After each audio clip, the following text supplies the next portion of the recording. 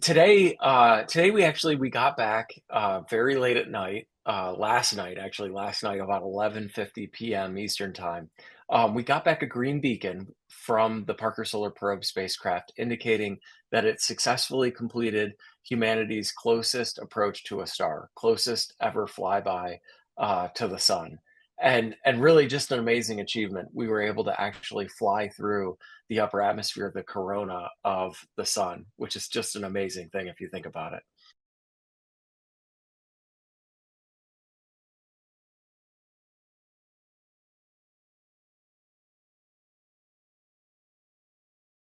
And its closest approach happened on December 24th. And that all happens autonomously as the spacecraft operates and does its own thing. What we got yesterday was the confirmation that it survived. And what we'll get coming soon is the actual data from the flyby.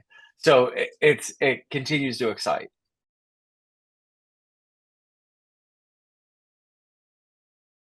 I mean, it's amazing, right? To know that you can actually achieve, if you think about it, like we humans have created a spacecraft. That spacecraft has gone into the atmosphere of the sun. Like that's just a huge technological achievement and a huge scientific achievement for us at NASA. And to be able to know that, our understanding of the sun is good enough for us to actually send something that far into the atmosphere. A solar probe has been something that humanity has dreamed of doing since the early days of NASA. This mission was theorized in the 50s, right? Really an amazing achievement to be here today, to know that we created the technologies that got us there, and then to be able to delve into our understanding of how the sun works and how the sun operates in such a detailed way, right? We're rewriting the textbooks on how the sun works with this data and with the information that we get from this. So really exciting. It is really, really exciting. And there's much, much more to come for Parker too. It's going to keep doing flybys like this, and it's going to keep delivering great science.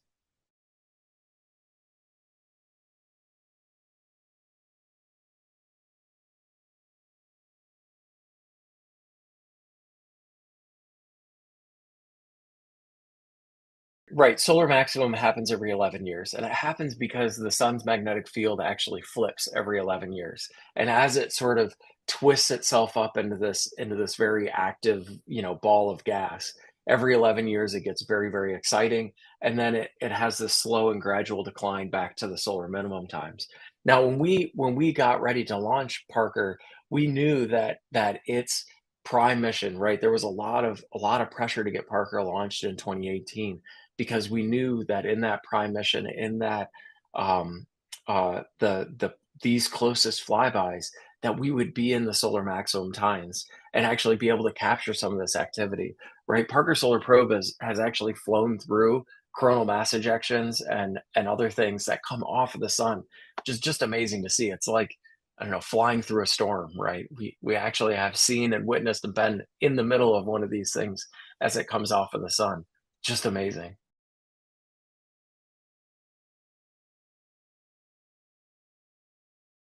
Um, we got the beacon back. The green beacon is basically, hey, I'm here, I'm okay, everything looks all right.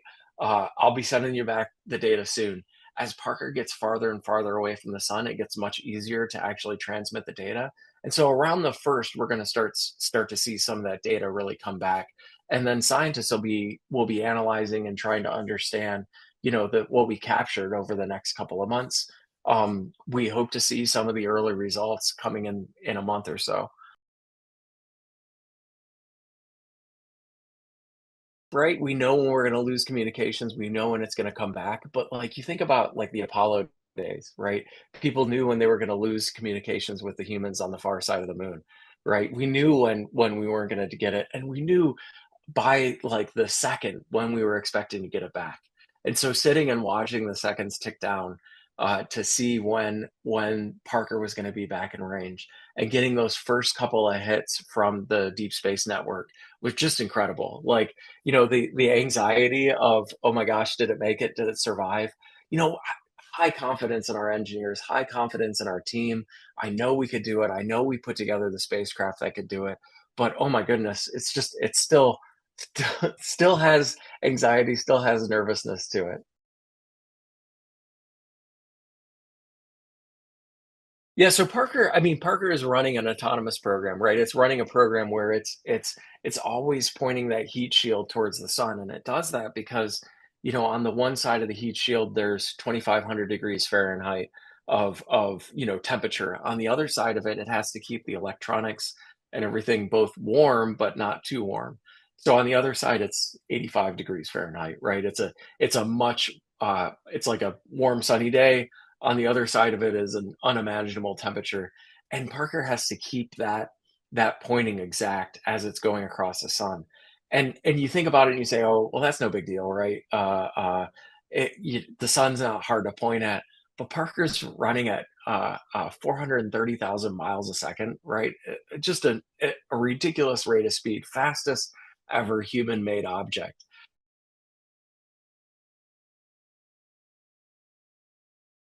So we're getting towards the end of its prime mission. The end of its prime mission happens towards the end of this year, but we're in a very stable orbit, so we're going to keep getting more and more solar flybys, and there's enough propellant, enough resources on board the mission for it to keep going for quite some time.